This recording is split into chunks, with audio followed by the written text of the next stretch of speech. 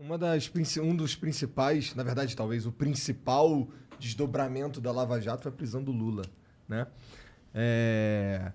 Cara, quais eram exatamente as acusações sobre ele?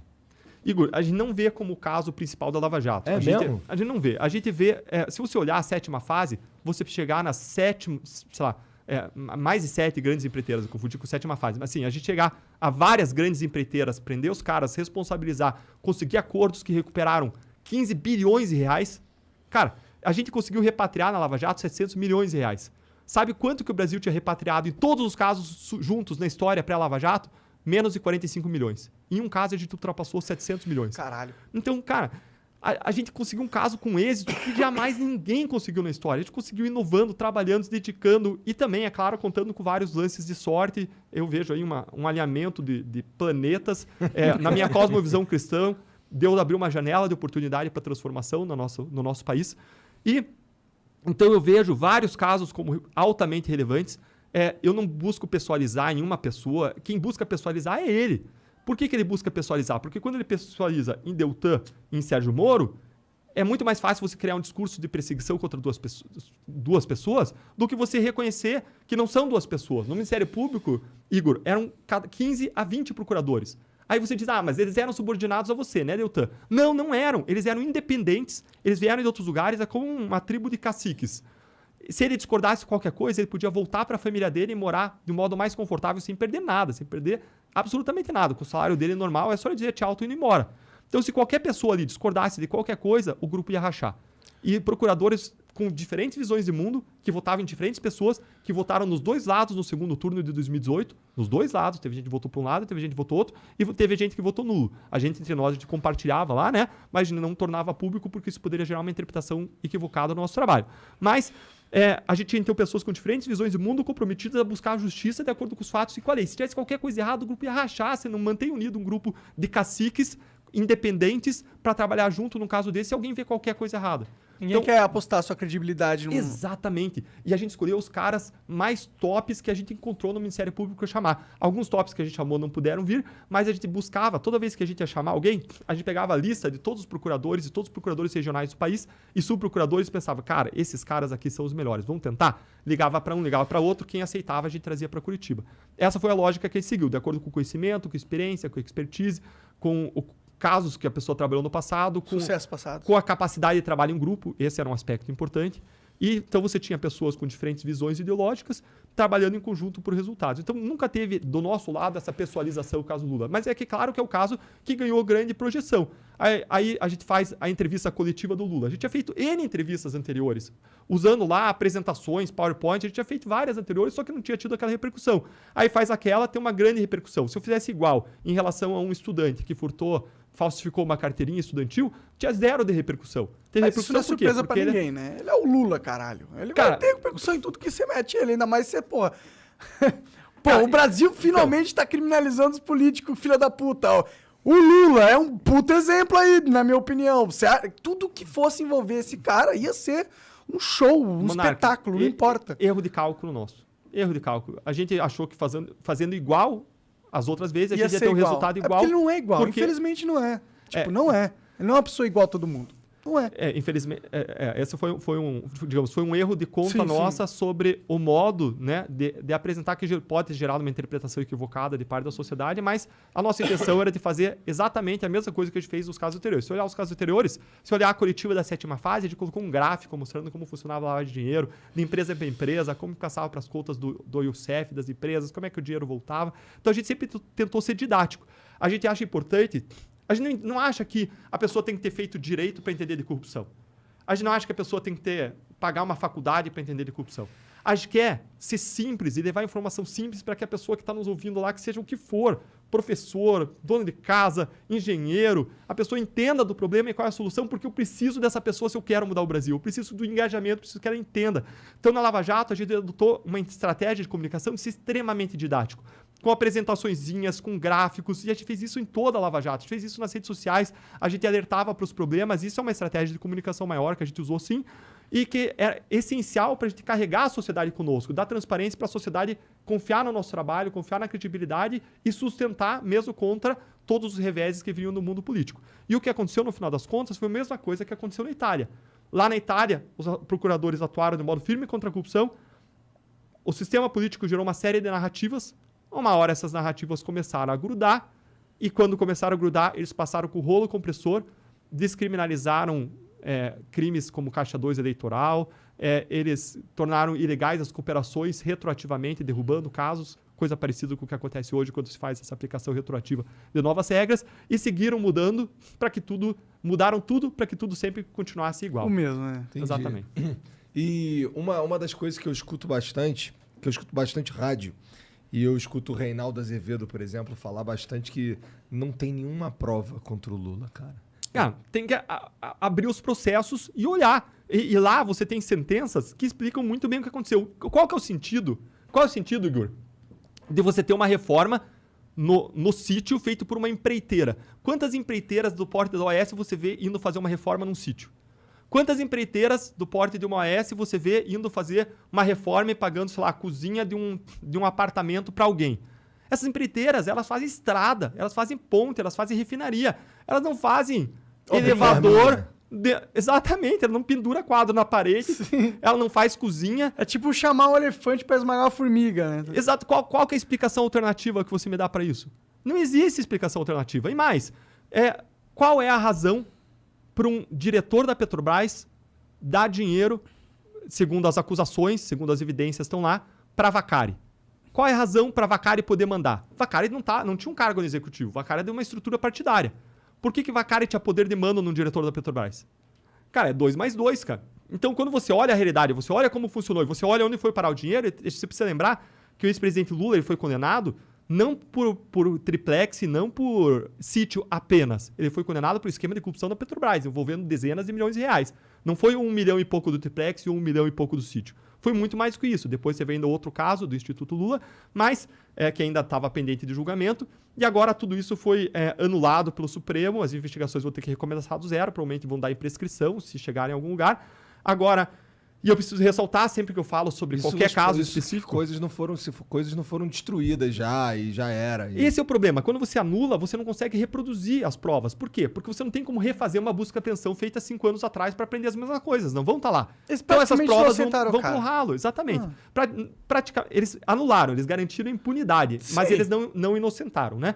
Ninguém julgou ele inocente, ninguém apontou inocente. Nada. Sim, claro. Mas é que ele nunca mais vai ser preso. Por isso, provavelmente. Muito provavelmente. 99% não vai ser preso. Mas sempre que eu faço esses comentários sobre casos individuais, eu preciso ressaltar, isso vale para toda a nossa entrevista, que a última palavra é sempre da justiça, toda pessoa é presumida inocente até a última recurso, da última decisão, no último tribunal, e que eu não estou imputando culpa a ninguém. A pessoa é julgada pela justiça. Eu vi ele falando lá. Eu acho que ele é a alma mais honesta que já existiu. Eu vi ele falando. É verdade, eu acho.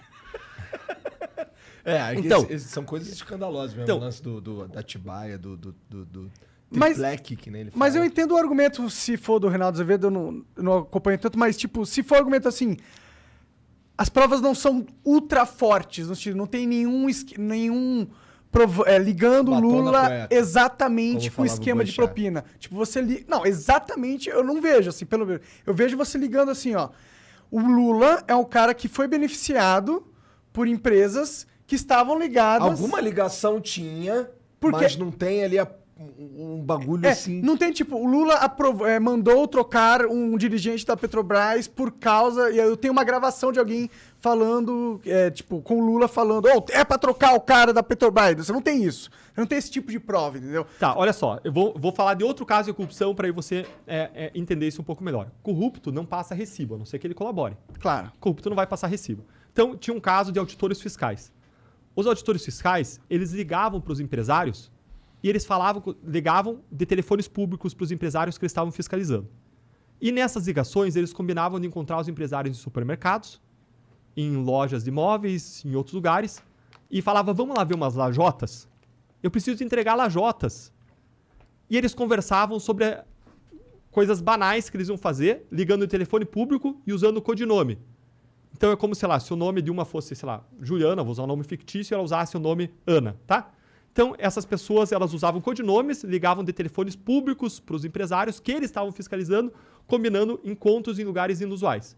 Aí a gente foi olhar os autos de infração feitos pelos auditores. E o que você encontrava? Você encontrava falhas crassas e uma subtributação, uma tributação menor do que a devida. Qual é a explicação para isso? Qual é a explicação para isso? Erraram? Foram bonzinhos com os empresários? E quais é a explicação para aquelas entregas de lajotas em supermercados, etc., encontros obscuros, ligação, uso de codinomes? Ah, Deltan, mas você não tem entrega de propina na conta. Você não tem o pagamento da propina na conta da pessoa. Você não tem o pagamento de propina na conta, mas não existe uma explicação ali que explique tudo isso que não seja a corrupção daqueles auditores, que usavam codinomes, que ligavam de telefones públicos e que cometeram vários atos irregulares ao longo daquela fiscalização. Então, várias vezes na corrupção você não vai ter o recibo, você tem que trabalhar com aquilo que a gente chama de provas indiciárias. A jurisprudência, o entendimento dos tribunais brasileiros é uníssono, é uniforme no sentido de dizer que quando você tem um conjunto de indícios, de provas indiciárias, isso pode levar a uma convicção, a uma formação de opinião mais forte, para além de uma dúvida razoável, e você condenar alguém. E quem entendeu isso em relação ao caso Lula, né, que depois veio a ser anulado, mas quem entendeu isso não foi Deltan, foram 15 a 20 procuradores da República que formularam as acusações. Mas foi um juiz que julgou esse caso. Mais, foram 3 desembargadores independentes que revisaram esse caso. E mais, foram 4 ministros do STJ, vários deles colocados pela gestão do PT lá. Então, não é uma análise individual. Eles olharam o processo, olharam o conjunto de provas, pessoas, inclusive, falando que os recursos tinham vinculação, sim, com os esquemas. Então, existia essa ligação de delatores. Existia. Mas se essas pessoas não falassem, você apagaria o que aconteceu? Não apagaria. Não, agora, tinha pessoas falando... falando. Não é que eu acredito que o cara é inocente. O meu argumento é, tipo... Eu acho que existem provas que seriam muito mais fortes do que a gente tem exatamente contra o Lula, entendeu? A gente tem provas, mas você não tem prova que coloque ele como cabeça da parada. Tem? Eu não sei.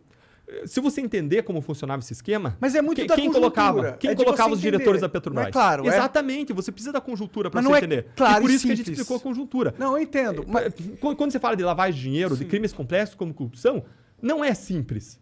Não é simples. Você vê as lavagens de dinheiro feitas, gente, em nome do offshore, transações lá no exterior, de conta para conta. De um jeito que ia ficar muito difícil de pegar. Sim, exato, mas, por exemplo, ninguém faz para ser pego. Mas então se tivesse uma conta do Lula na Suíça, do Lula, seria tipo... Mas é que aí ele tinha que ser muito burro. Teria que ser muito burro, é isso. Alguns tinham conta na Suíça. Eduardo Cunha tinha conta na Suíça, Sérgio Cabral tinha dinheiro no exterior, mas a gente vê diferentes estilos de corrupção. Tem várias pessoas que talvez pensassem que a corrupção se justificava talvez por partido. E aí, só que o que a gente viu? Que essas pessoas, elas embolsaram a parte do dinheiro.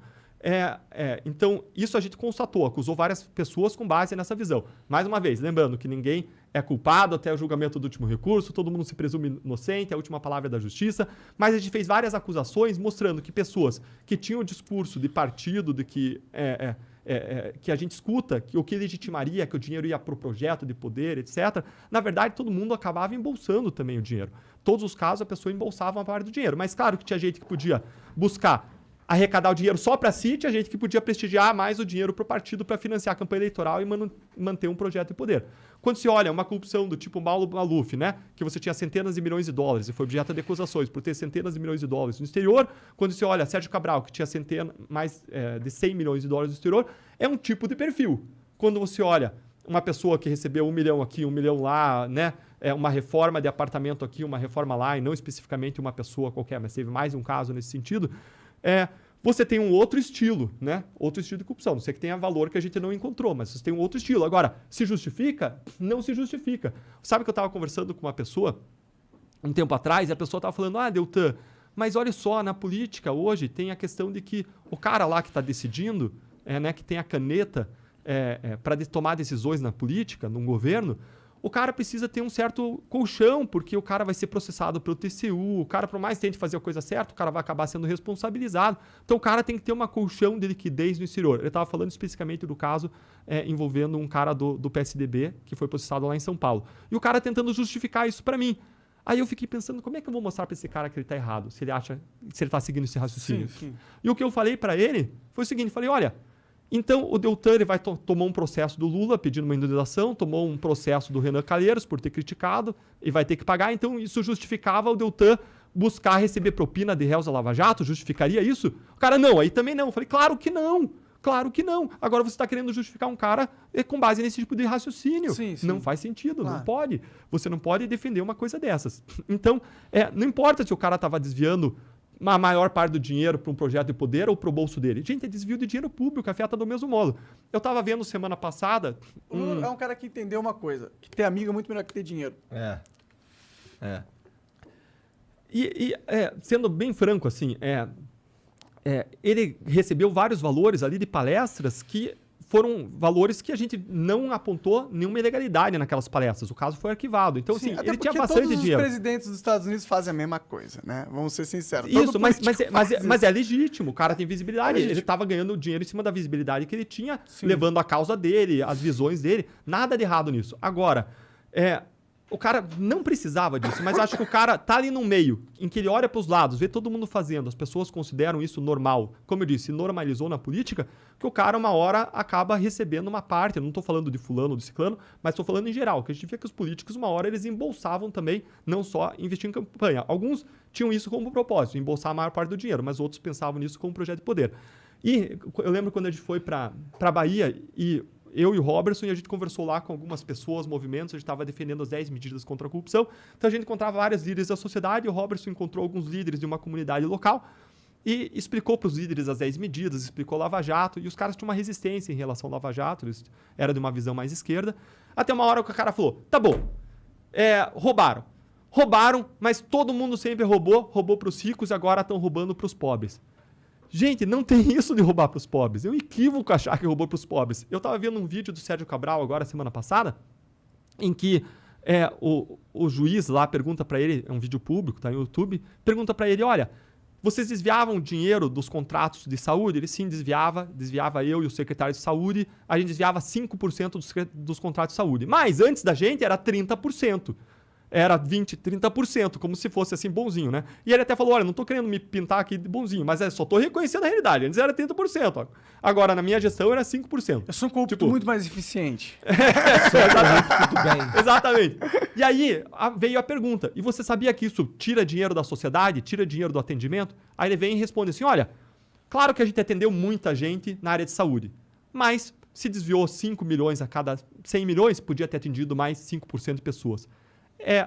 Atendimento de cirurgias que não foram feitas, transplantes não foram feitas, córneas não foram trocadas, cataratas não foram tiradas, vidas não foram salvas, pessoas Fora nos que isso hospitais não põe em morreram. conta a ineficiência do Exato. recurso aplicado, que com Exato. certeza existiu e que Exato. isso é muito mais custoso. Com certeza, porque você superfatura os contratos. Sim. 5% de propina é só um pedaço do lucro extraordinário que o empresário teve pagando aquela propina. Ninguém paga a propina para ter prejuízo. O empresário paga a propina para ter um lucro maior do que ele teria se não pagasse propina. Claro. E mais uma coisa, se os diretores da Petrobras fizessem voo solo, se eles se corrompessem sozinhos, bastava os empreiteiros irem reclamar É verdade. Eles caíam todos. para quem nomeou. Quem nomeou eles? Quem nomeou era o ex-presidente que nomeou. Caía todo mundo, porque os empreiteiros tinham um canal direto. Sim. Esse esquema é um esquema que só funcionava se tivesse gente mais graúda envolvida. Pode crer. Quem estava em cima. Então, quando você entende o sistema, como ele funcionava, você vê que a liderança não eram os funcionáriozinhos da Petrobras, a liderança era político partidário. E foi isso que a gente explicou naquela coletiva de imprensa, em cima da denúncia. A gente buscou explicar o sistema, porque era uma série de indícios, era uma série de indicativos que mostram, você precisa entender o modo como funcionava o esquema para você entender quem que estava comandando, quem era responsável. Isso, de novo, na nossa perspectiva, é o que está lá naquela acusação. O Supremo anulou tudo, voltou tudo a estaca zero. Então, toda pessoa inocente até o final do processo não vai ter condenação nesse caso. Eu não estou falando que ninguém é culpado, mas só estou falando das provas que foram carreadas, do que se tornou público. Estou falando do passado em cima das provas existentes e daquilo que já foi noticiado. Lembrando que esses casos foram anulados pela Justiça. Então já pode perder a esperança aí de qualquer coisa, porque provavelmente vai ficar por isso mesmo. Igor, não só nesse caso. Isso vai ser a regra. Quando acabou a prisão em segunda instância, quem que vai para cadeia? Quem vai pra cadeia? Não ele. A preocupação não tem que ser Lula, a preocupação tem que ser todo corrupto, entendeu? Sim. A minha preocupação é muito mais ampla. Eu não gosto de pessoalizar nessa questão porque eu quero que todo mundo perceba, seja a pessoa de direita, esquerda, centro, que, cara, é com você, cara, é pessoal, o cara tá tirando dinheiro do teu bolso. O brasileiro quer um prato de comida na mesa, isso é essencial, isso é importantíssimo, redução de pobreza, redução de desigualdade, mas o cara quer que enquanto ele tá comendo, não entre um cara e tire a comida da geladeira dele. Porque ele vai ser roubado, entendeu? Não adianta ter o prato da comida e ser roubado na geladeira. Não, o brasileiro quer comida no prato, e isso é essencial, mas ele não quer ser enganado. Ele quer a mudança da realidade, isso todo mundo quer. Então a gente tem que entender como que funcionam as coisas, quem faz de um jeito, quem faz de outro jeito. A gente tem que buscar ler a realidade para decidir que futuro que a gente quer para o nosso país. Fala galera, isso aqui é um anúncio para te vender alguma coisa.